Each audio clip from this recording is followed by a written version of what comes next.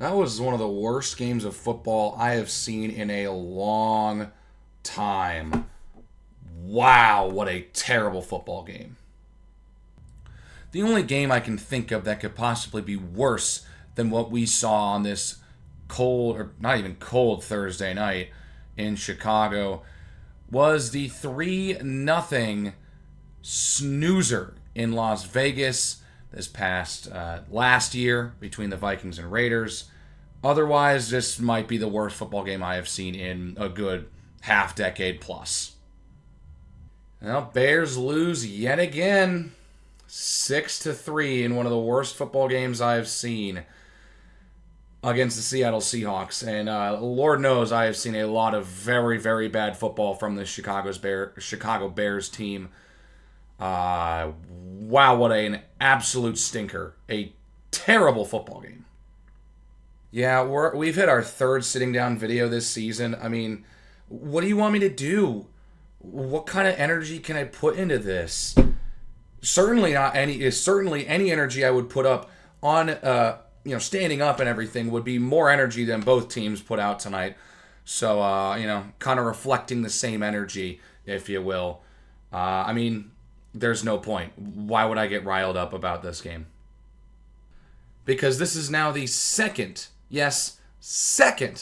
10-game losing streak in season that I have experienced as a Bears fan, not just as a Bears fan, but on this channel and in the last 3 years. Like, I got no words. The dysfunction is out of this world. Look, we've seen some pretty bad football games in the NFL over the last handful of years. Pretty much since COVID, there are several that I can name. This one, again, Vikings Raiders last year in Las Vegas. That Colts Broncos game in 2022. That Bears Commanders game in 2022. The list can continue, but those are some of the ones that I can think of off the top of my head. And oh, by the way, 3 of the 4 games that I just mentioned were Thursday night contests. Oh, you can probably add that Rams-Niners Thursday night game just a few weeks ago onto that list.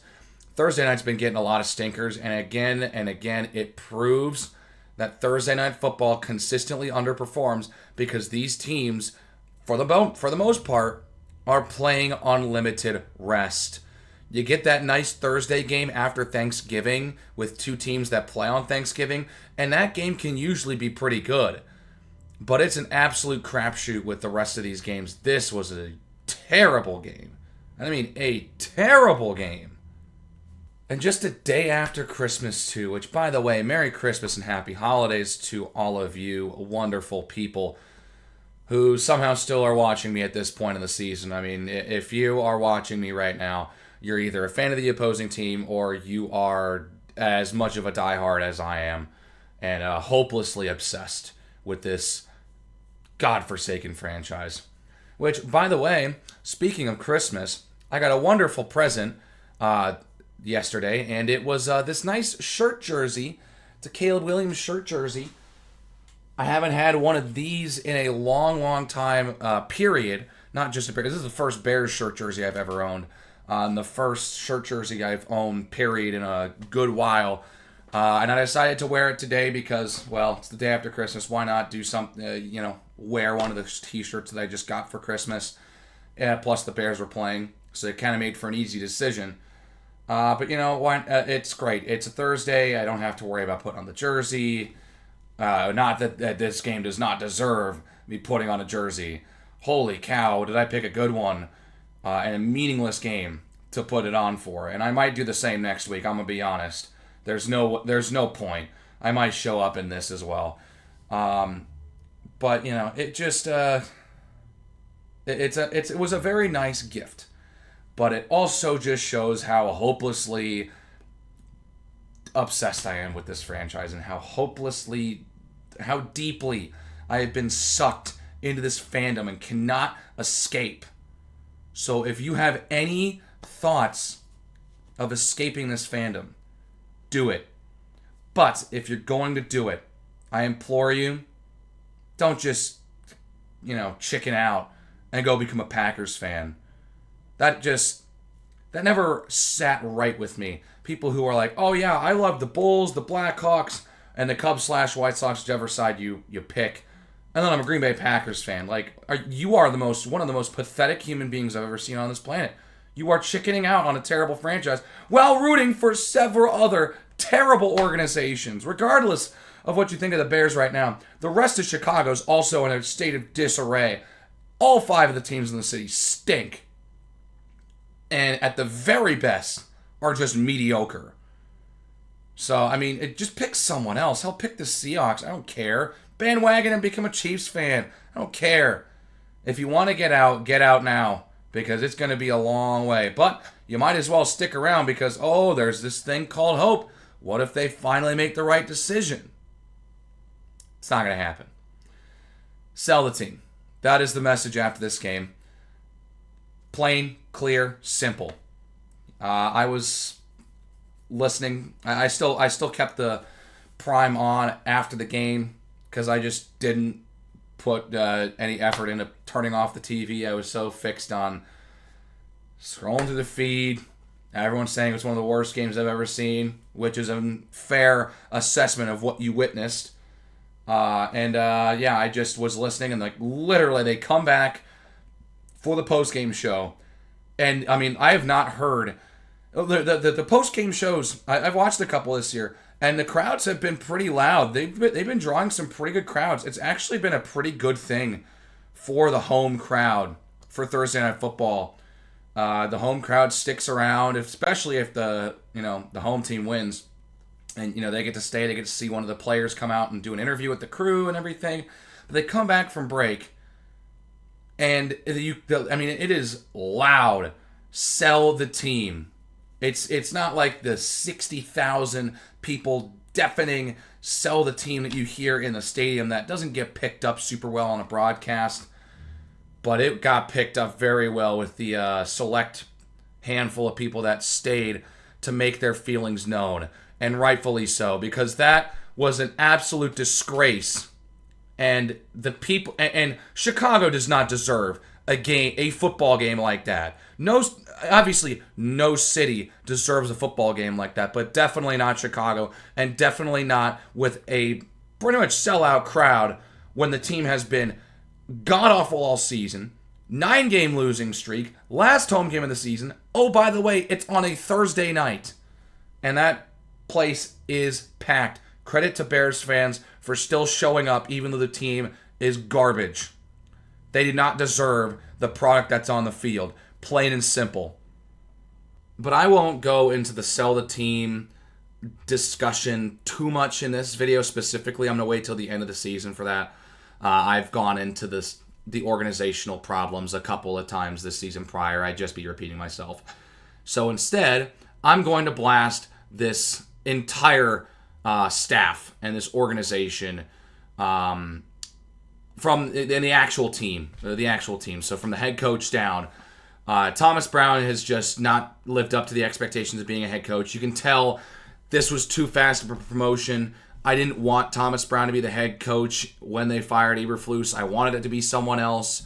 And honestly, I could have seen it coming where once they took Thomas Brown out of the booth, the offense has significantly looked way worse. We have not scored 20 points since Thomas Brown took over as head coach and has had to come onto the sideline.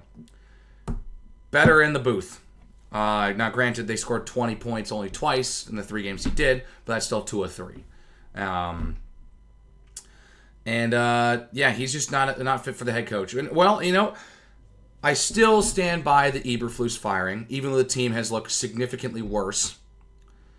It proves that Thomas Brown would not have been the answer. Because, of course, because we were firing Eberflus, Thomas Brown was in the possibility of being like, hey, he might be the head coach. Seems like the guys kind of like him. Obviously, that's not the case. And this is why we wanted Eberflus fired, because we knew he wasn't the guy. And then if you were even thinking about having Thomas Brown as the head coach, you should fire Eberflus, get him out of the organization. Obviously, he's not on the payroll yet, because you're still paying him to not coach the team. But give him the trial run. Give him the 5-game trial run against a really tough schedule. See if he can do anything. Clearly he cannot. And this is not the job for him. So, it sucks because I don't think that Thomas Brown's a bad guy at all. He's just kind of thrown into a really tough position. Going from passing game coordinator to head coach in like 3 weeks. Really tough scenario. The teams just quit. The teams quit on him. And while the play calling was just god-awful in this game, I mean, seriously, how many more screen passes can we run? Wide receiver screens on 2nd and long with like under 5 minutes to go in the game. What is the play calling? And, it's different if they're down 3 scores. But you're down 3 points. Like, what are you doing? The amount of throws that I saw behind the line of scrimmage in the second half of a 1-possession game was stupid. It was stupid. And, look, you can run all the screens you want if you can block and if it's working. I don't know why we keep trying them. They're not working. They haven't worked all season. Why are we continuing to run screen passes at the frequency that we do? It makes 0 sense. And, that was the offense. A ton of screen passes. And if they weren't designed screen passes, they were mostly checkdowns and short passes because Caleb Williams could not read the field because, there probably was good coverage on some of the plays. But still, there's not enough time to let the play develop, so he has to take the check down on some of these plays. And, he got sacked 7 times again. This is what, like the 3rd or 4th game where he's been sacked like 7+ times? I mean, this is ridiculous. He's now 4th most all time sacked. The 4th most sacked quarterback of all time. I don't understand. 2024 Caleb Williams has been sacked 68, I think it's 68 or 67 times. That is pathetic. It's simple. That's all you do. That's all you have to do to beat the Bears. Blitz, rush the quarterback, send the house on every play. They ain't getting anything done. This offensive line is complete dog water. It's not happening. You see in that late game situation, on that final drive, Bears had 2 4th downs on both of them. I kid you not. I probably counted. I could have sworn the Seahawks rushed 8. I don't think I've ever seen someone rush 8. They rushed 8. And Caleb Williams had a beautiful pass on that first 4th and 5 conversion with the game on the line. Backpedals, buys himself just enough time so that he can find DJ Moore for a first down. That was great. But then on the last play of the game, free rush from the corner blitz. Free rush. And Caleb Williams cannot, get through his reads, and he has to just chuck up a prayer, which it's, a absolute duck because he got hit as he threw it, and it breaks the interception streak. Which, mercifully. I was kind of hoping that he didn't break it right now, because, that would be really sad if he breaks the streak. The streak for most passes, most consecutive pass attempts without interception, and doesn't win a single game in that period. That would have been so sad. But regardless, he moved into like the top 4 all time or whatever. And he went 0-10 in said games. Well, technically 1-10 if you count the Jacksonville game, but he threw a pick in that game. But that's when the streak started. But regardless, he went 0-10. Because it's either the offense can't show up or the defense can't show up. Both teams cannot play a complete 60 minutes. The defense did their part tonight. The defense did their part. The defense will always do their part if they, 1, keep the team out of the end zone, and 2, only let them score 6 points. The defense did their part. The offense could not get going, and it's partially on Caleb taking some bad sacks, partially on the O-line for not being able to block or let either of the running backs do anything, partially on the running backs to not be able to create plays themselves, and it's also partially on the receivers for not getting open. It's on everyone, and also partially on play calling. It's on everyone. This was a colossal failure. And I shouldn't be getting this upset, right? It's the 10th loss and a lost season, but you want to salvage some sort of dignity for the season and come off and just for morale going into the off season, find a way to win a football game, even if it was the ugliest win of your life. Find a way. The Bears are allergic to winning this season, and they have proven it time and time again. Because I have not seen a more poorly coached Bears team, and it starts right at the top. Keeping Eberflus from the moment the last season ended was initially, that was the start of all drama. That was the beginning mistake. The beginning mistake. My idea after the end of the year, you fire Eberflus and you keep Justin Fields. Like, fire him regardless if you want to keep Justin Fields or let him go. But definitely if you're going to trade Justin Fields, you fire Matt Eberflus. They didn't, because the defense, because honestly, you think about it, that defense having the resurgence that they did at the end of last season completely ruined this year, because I know exactly that is the reason why Matt Eberflus was kept, because his defense played lights out at the end of the year last season. Catastrophe that was this season, but I have not seen a more poorly coached organization right now.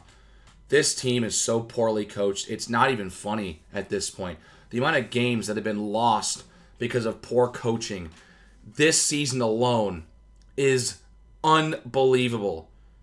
I can count probably at least 5 games that were lost due to poor coaching. Indianapolis, Green Bay, Washington, Detroit. That was the other one I was looking for. Now you got this one against Seattle. That was only 4. I don't know where I got the 5th one. Yeah, Indy, Green Bay, Detroit, Seattle. Yeah. Because, I mean, you can obviously throw so many more of these games in there, but they were kind of blowouts. But, you know, you can also maybe throw that first game against Minnesota in there as well as a 5th game if you really wanted to. But this is such a wasted season. So many missed opportunities. So many games squandered at the end from boneheaded decisions from coaching. Completely tanking what was a solid rookie season from Caleb Williams. And certainly not only the best we've seen by a Bears rookie, but maybe it might actually be the best statistical Bears rookie season we will ever see. Because if you know, the Bears have been allergic to good quarterbacks for their entire history, they may not get another great one like this. And of course, Caleb Williams plays next week against Green Bay. He's the first Bears quarterback since Jay Cutler in 2009 to start every game in a season for the Bears. So, I mean, it kind of was bound to happen if he played every game. But, I mean, just such a wasted season, so many wasted performances. Just overall, wasted individual performances in several different games throughout the season. I mean, it's just unbelievable how poorly coached and poorly run this organization is. And what's even worse is that they're gonna finish on an 11-game losing streak, because we all know they're not winning against Green Bay, even if they rest starters. It's not gonna happen. The team's quit. They've been wanting vacation since week 15, and I don't know, man.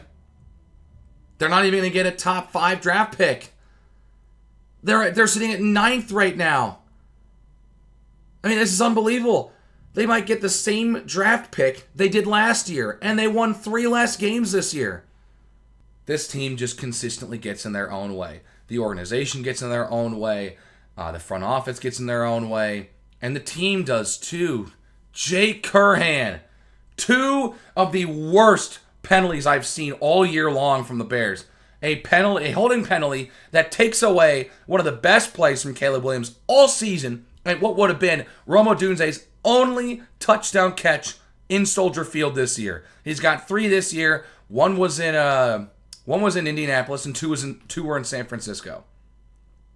So, I mean, you got that taken away, and that was also an absolutely beautiful throw from Caleb Williams as well. So, I mean, that's it right there. They had a chance, like, seriously, that play decided the game. If you go back, it cost them 4 points. They are winning 7-6 after. They would be winning 7-3 at that point, but 7-6. There were 0 points in the second half. Now, obviously, the mentality changes with that early of a lead change with late game scenarios. But regardless, with how both teams are playing, that may have been the only touchdown of the game. Oh, by the way, they had another touchdown taken off the board because Kyler Gordon was touched down by contact after recovering a fumble. And that, again, saved the game for Seattle because that gives the Bears the lead. And with how that game was going, it's going to be the only touchdown of the game. Bears had 2 touchdowns taken off the board. Just brutal. You look at that scene after the ref initially calls that Kyler Gordon fumble recovery a touchdown. You'd think they're, in the Seahawks position, 8-7 or fighting for a playoff spot in a playoff position. No, they're 4-11 and on a 9-game losing streak, and that stadium is rocking. Caleb barely threw for over 100 yards, but had a couple of really nice throws. The touchdown that got called back. The 4th down play was phenomenal. You just wish that was obviously not wasted. The 3rd down play soon after, where he found Rome Odunze on a nice diving catch. Another beautiful play. He fumbles the football once, or right before he throws the callback touchdown to Odunze. Beautiful, picks up a fumble, gets it away to Keenan Allen for like 15 yards. Great play. Had a couple really nice plays. Doesn't matter. That's the hard part. He will make a couple nice splash plays every game. And he cannot find ways to win football games. It's so frustrating, but I'm trying not to beat up on Caleb Williams specifically too much. He's dealt with a lot. 2 head coaches, 3 OCs, and several team players checking out after week 14. So, there's been a lot that's gone wrong. It's not all Caleb's fault. There have been a couple bad plays that he's had in every game. He ran into a couple sacks here. He got, there were a couple moments, right? But, it's just the season was derailed. And honestly, it proves that this team did not have good locker room presence. There was no good locker room presence in this organization at the start of the year. Because when they lost on a Hail Mary, they couldn't rally the troops. They couldn't bounce back. Everything was lost.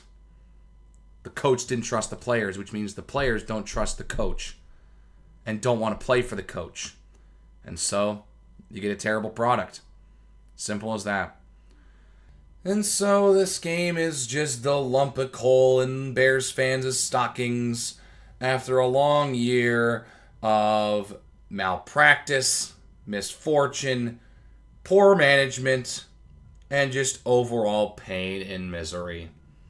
What a train wreck. And so that concludes another chair episode.